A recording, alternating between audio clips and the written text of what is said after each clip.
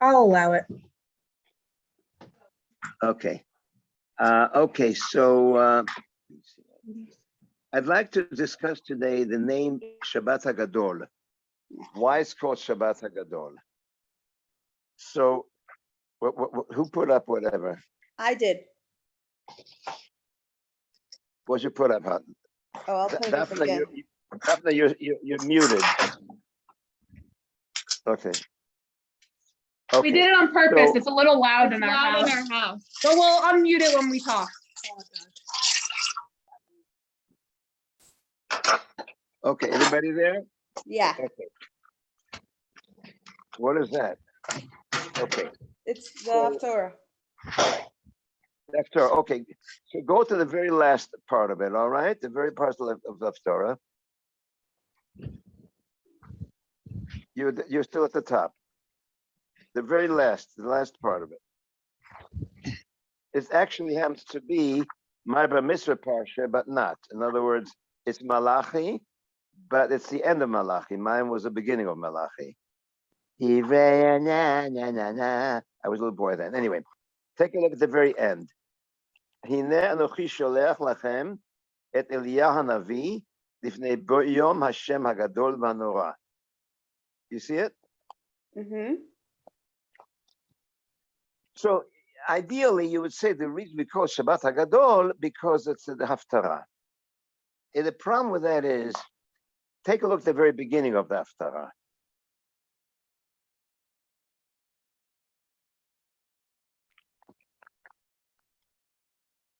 I think it's the beginning. I think it's from Gimel. A little higher up, just a teeny bit. A little more, a little more.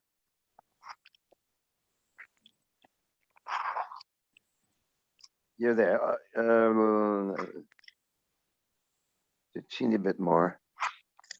Well, this is Pasuk Aleph. I think it starts from Pasuk Gimel, the Haftorah. That's it. So, in general, the problem with this whole thing is that you have Shabbat Chazon. That's Chazon Yeshayahu because it starts with the first word. You have Shabbat Nachamu, Nachamu, Nachamu Ami. Why would you say the very last of a pasuk? Say Shabbat v'arva ala Hashem b'tfat Yehuda. Why do you call it Shabbat HaGadol? So there are a lot of interesting things about this, and I'd like to work with you on this a little bit. And we're going to have to use Shmot. I'll do 1 second.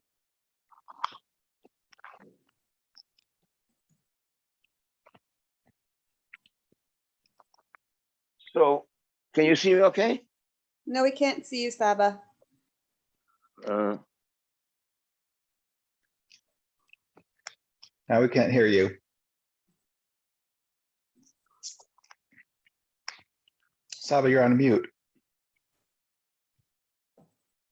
Oh, is that all right now? Now we hear you, but we can't see you. All right, let me see what I obviously. Oh, whatever. Okay. So there's an interesting discussion between Moshe Rabbeinu and Hashem. So take a look at. Saba, I think you turned off your camera.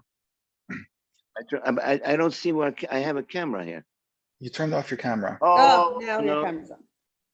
You see me? But you're not in your camera. Saba, your lower. camera's on, but you're not in the picture. Now we see you. Oh, now we see you. Hi, Bela. Saba Bila says hi. Hi, Bela. Hi, Saba. Hi, everyone. My Hi. face doesn't really count. But Uh, Saba please Bila go says to- hi. Hi. Okay, go to Sefer Shmot, No. Pasuk Gimel. What are you guys doing? I'm sorry. Just a second. That's not the one I'm looking for. I'm here. I'm sorry. No, it's Per Gimel Pasuk Yudaled.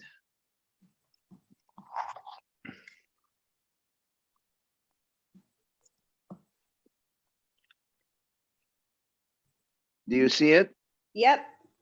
Who would like to read it, please? I could read it. Okay. ויאמר אלוקים אל משה, אהיה אשר אהיה. ויאמר כה תאמר לבני ישראל, אהיה שלחני אליכם. Okay, just looking at it completely at this time, there's a difference, right? Tell him eheyeh asher eheyeh, and then he said no eheyeh, just the eheyeh. Is that clear per se? What does that mean? It will be. Whatever it is, there's a change from eheyeh asher eheyeh to eheyeh shlachan yalechem. Is that good? Okay. Everybody agrees with that component anyway, right? Mm-hmm. Says Rashi, eheyeh asher eheyeh, eheyeh imam b'tzara zot, asher yeh imam b'shibud sh'ar malchuyot. I'm going to be with you this shibud, and I'll be with you with all the other shibudim. Amar lo, ribono shel olam, ma ani mezkir lem tzara acheret? Isn't it enough to know that there's a shibud in the Mitzrayim? I got to tell them there'll be inquisition and there'll be all these different things. Why tell him that? So what does Hashem tell him? Amar lo yafe amarta, kotomar, that what? Eheyeh shlachani. Don't tell him eheyeh asher eheyeh, just tell him eheyeh shlachani. So basically, what is Moshe Rabbeinu really telling Hashem? I don't want to be a shaliach of a goel, and we'll get out of Mitzrayim, and then we'll have other problems. We'll have the destruction of Beit HaMikdash, we'll have the Babylonians, we'll have the Greeks, we'll have, all this stuff. What kind of goel am I? I'm a goel that really is not sufficient. Can you guys see me at all? Yeah. Okay, so that was his argument. Is everything clear so far? Yeah. I don't want to be a goel, and you're telling me that after my Geula Mitzrayim, there'll be another problem. There'll be Egel, and there'll be Meraglim, and there'll be the Inquisition, and there'll be honestly on tach v'tat, zro tach v'tat. I don't want to be the kind of a shaliach. Do you understand Moshe Rabbeinu's concern? Yeah. Yes. Okay. Now Hashem said, whatever Hashem said, but now I'd like you to go to Perek Dalet Pasuk Yud Gimel. It's very interesting.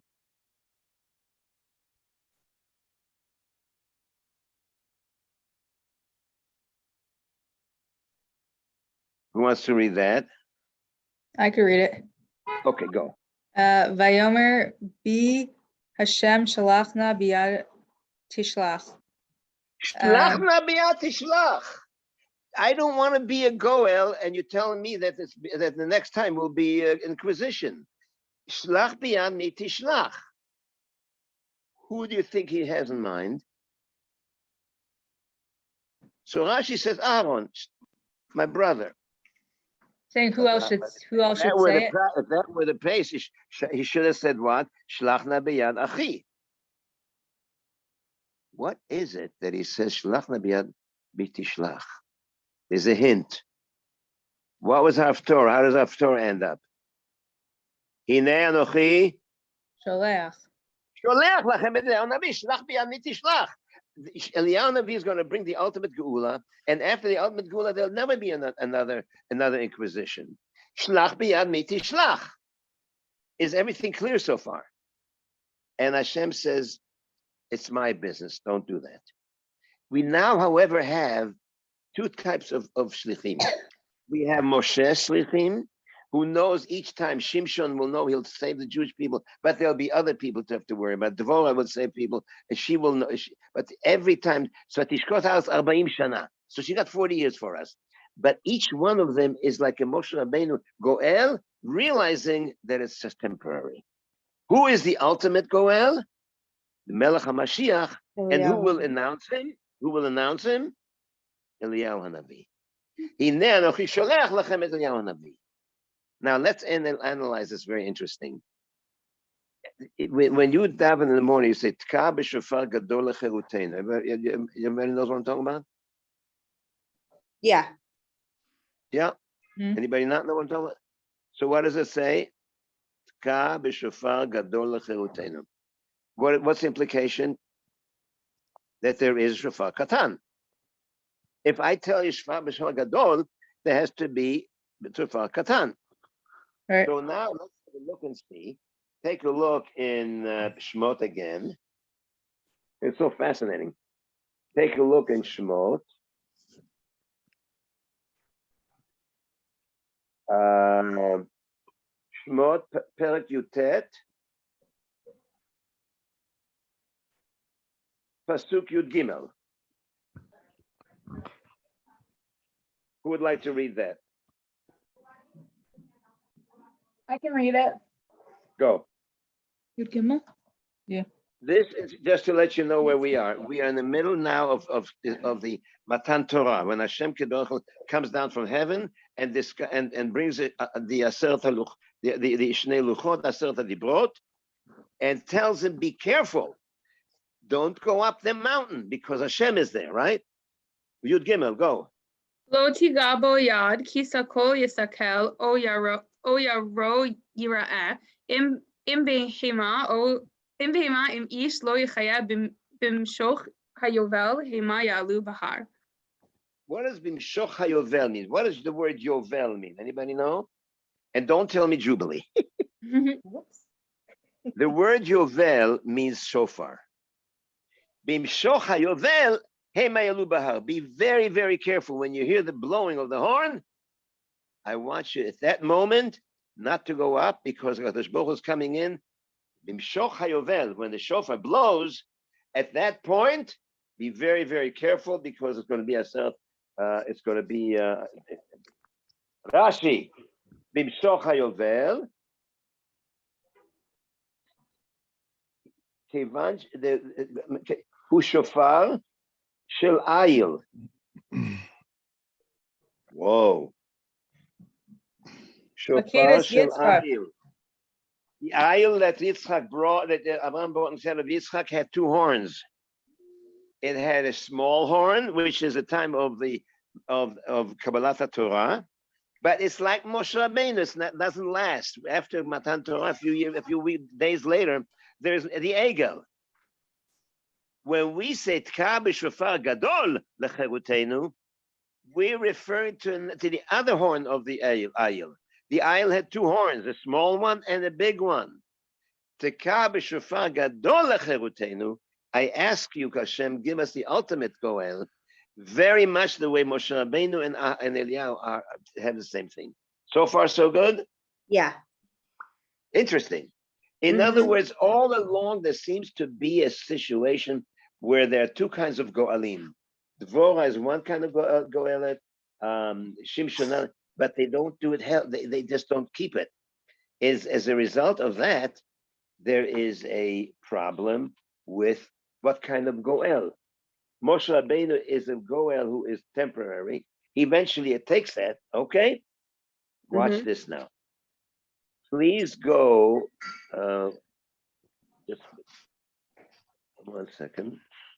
I want you to, before we go anyplace, we're gonna have what? We're gonna have Sfirat HaOmer soon, right? Why do we do Sfirat HaOmer? What is the pasuk? Usfartem lachem B'chorat HaShabbat. B'chorat HaShabbat eneni muchan mzuman. Right.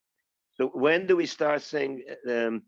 When do we start saying Sfira B'chorat HaShabbat? Yeah. Right. No, it's not right. Oh, B'chorat HaShabbat would mean we're doing Motzei Shabbos. B'chorat HaShabbat means Motzei Shabbos, no? Yeah. We start saying Huh? Sphere on the second. That was the big argument between the Tzdukim and the Perushim. We say Mochad Shabbat refers to the second night of Pesach. In other words, we're going to be saying it Masfirat HaOmer, the day after Pesach, after the first day of Pesach. Everybody knows that, no? Yeah. So what are you going to do with the pasuk? Don't have a good argument. It's Tzdukim.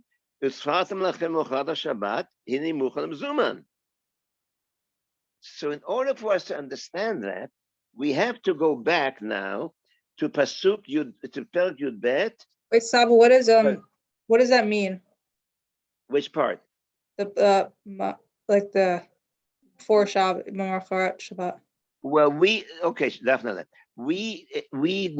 Our tradition is that we do not start sphere call counting sphere Motzei Shabbos. No, but what does it literally mean? That's what I'm working at. Oh, It okay. literally means, you're 100% right. Literally means start counting after Shabbos. Not only that, we say it starts as the second night of Pesach. What Right. happens if that day is Isn't Shabbos? Okay. You still go ahead and you cut the wheat because that is the Omer. So Tzdukim say, what's with you? We say no. Our tradition is Usfat Lachem Mochel Shabbat means not Shabbat, but means what? Pesach. But how can we handle that? So I want everybody. It's a beautiful idea here. Please go now to Perek Yud Bet, Pasuk Tet Vav.